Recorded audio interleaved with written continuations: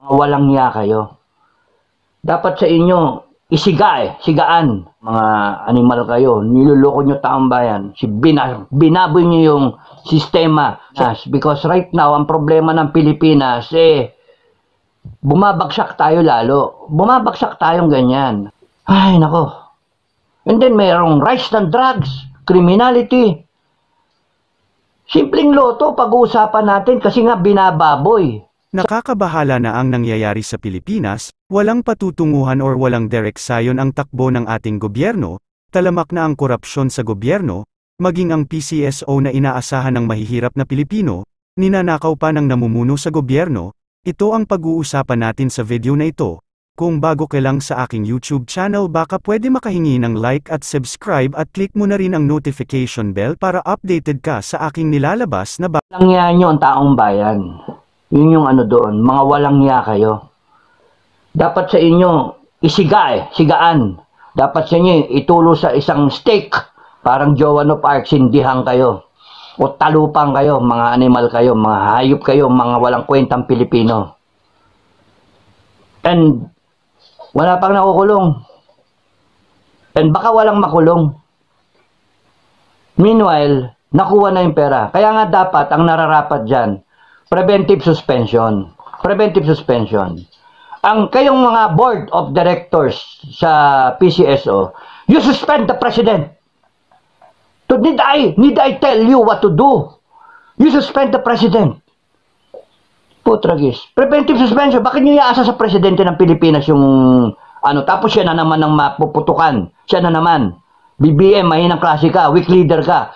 May PCSO board of directors o board of trustees, whatever board na yan na blackboard mo tinatawag dyan, you vote upon yourselves. Huwag kayong magpalakas sa Malacanang, huwag kayong magpalakas sa First Lady. You suspend the president or the general manager, whoever they are, you suspend them pending investigation. Ganon kasimple. Ba't Senado pa mag-iimbestiga? Ba't kayo mismo hindi kayo mag-iimbestiga? O kundi kaya, BBM, lahat yan, palitan mo lahat. A clean slate, palitan nyo lahat.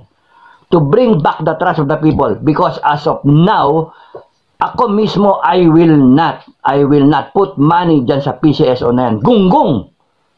Kayong mga animal kayo, niloloko nyo taong bayan. Binaboy nyo yung sistema. Supposed to be yan ang pinagmumula ng mga ambulansya, pinagmumula ng whatever na itutulong sa kapwa natin. And happy ako, magbigay ako ng kahit 100 Kahit 500 itaya ako kung meron mang magandang pot money. Pero ngayon, alam ko na yung pot money, 500 million, tapos nun may mananalo, isa lang. Tarantado kayo, hayop kayo. Walang niya kayo. Panay kayo mga sinungaling. Anyway. So, sa akin, sa lahat ng kamag-anak ko, wag muna kayong bumoto. Wag muna kayong maglabas ng pera para dyan sa loto na yan. Question mark Niloloko lang tayo Wala muna. Ewan ko sa ibang Pilipino, bahala kayo. Gusto nyo magpaloko, maglabas kayo ng pera, ilagay nyo dyan sa loto. O sige. Ngayon, sino ba ang may power na naman? Meron silang produkto. Ano yon? Pwede kang manalo, magtaya ka ng 20 pesos mo. Yun yung produkto nila. Na on a promise na meron kang bibili na ticket, may bibiling kang numero, kombinasyon, ikaw papipili, magsasapalaran ka na kung 5 million na kombinasyon, kung mababang klase, 642, or 40 million na kombinasyon, kung 658. And then may pot money. Maganda yung konsepto And then ikaw, iniisip mo, hindi bali ako maglabas. Kasi yung sobra dyan nakikitain, pupunta naman sa taong bayan.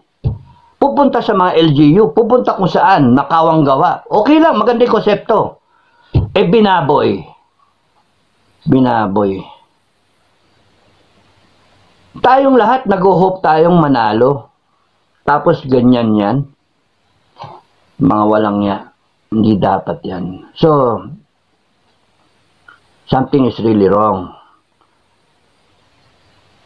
So, pending the Senate investigation, hindi pa tapos, ang sa akin, what PCSO can do at their level,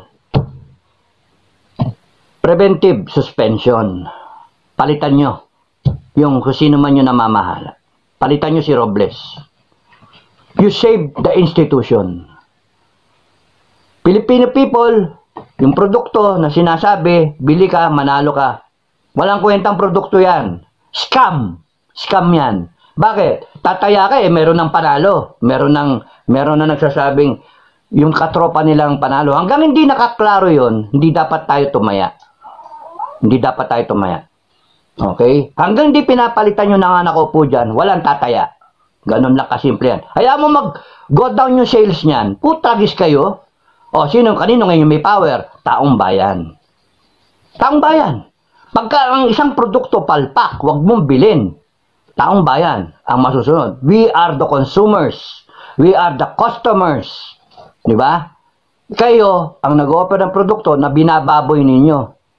Para kang walang niya kayo.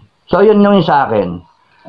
Preventive suspension. Kung yung hindi kikilos yung board of trustees o board of directors ng PCSO, Malacanang, ikaw ang kumilos, BBM, palitan mo lahat yan.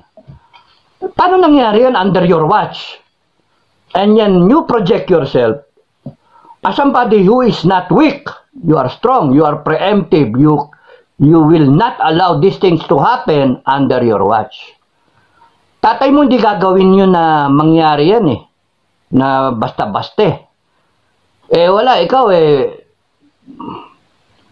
the more you project yourself na you are not in control, the more kang bumabagsak na ganyan. And ang sad doon, it is not your doing. It is the doing of people around you. People you trust, people you love. And you better choose between the country and the people you trust who are pulling you down, who is pulling down your administration. You better choose because you have a responsibility to perform, to give good governance dun sa people na naglagay sa iyo dyan. Ikaw, bangaw, pinadapo ka ng kalabaw. Nagtawag ka ng ibang bangaw Ikaw lang pinadapo ng kalabaw sa likod Wala, nagtawag ka ng ibang bangaw. Tapos nun, sila pa ngayon ang nagpapatakbo. Enriching themselves. You will not finish your term kung ganyan ang ginagawa mo, BBM.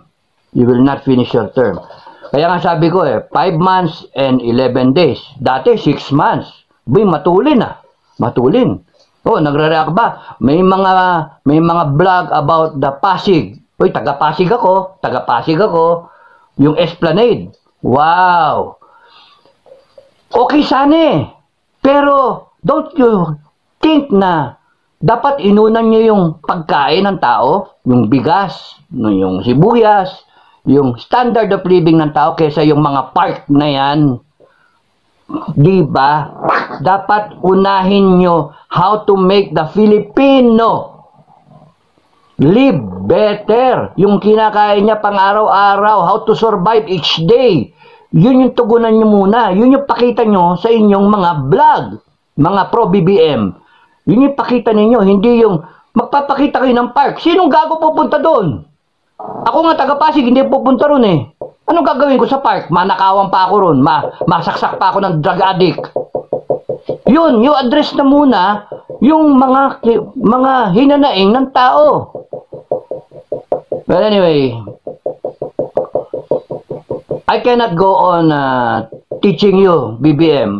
Sasabihin mo, yabang, no? Yabang ni Enrique. Hindi mayabang.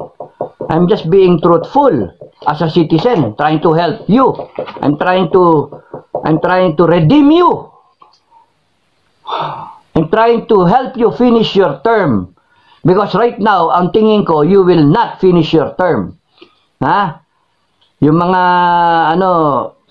yung mga loko-lokong Pilipino, wag na kayong masyadong yung gatong-gatong. We're trying to solve yung predicament ng Pilipinas because right now ang problema ng Pilipinas bumabagsak tayo lalo. Bumabagsak tayong ganyan. Naunahan na tayo ng mga kapitbahay natin. There is a pending incoming global war and we are not prepared. And here we are bickering on Lotto, no? On resolution number 10. We are fighting each other, change of leadership and all that. Ay, nako. And then mayroong rise ng drugs, criminality. Simpleng Lotto, pag-uusapan natin kasi nga binababoy. Samantalang ibang bansa ang pinag-uusapan na food security nila, no? Defense nila.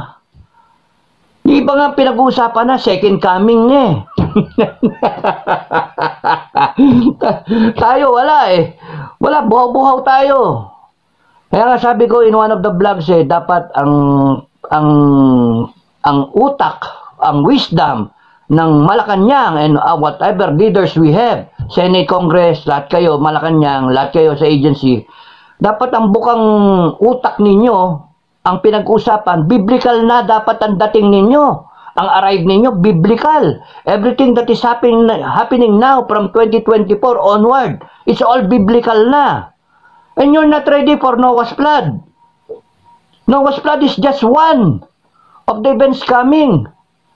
Wala pa dyan yung mga meteor shower na lalaking batong 100 kilos na mga bato na malalaglag sa atin. Sipin mo 100, dalawang kaba ng bigas.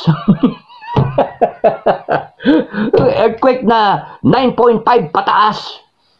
We're not ready for that. Ano, iyak na lang tayo because of the ineptness, yung shortcomings na ating government. Panay kayo, nag-aspire kayo na magpatakbo ng bansa natin. Panay kayo kulang.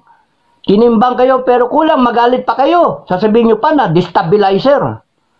Mga gonggong. Mga gonggong. Kawawa ang Pilipino. 118 million Filipinos nakaasa sa inyo. At kung magkakaroon man tayo ng changes, I hope it's for the good, for the better.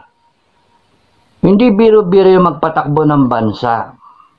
Ginusto nyo yan, patakbo nyo yung bansa ng maayos.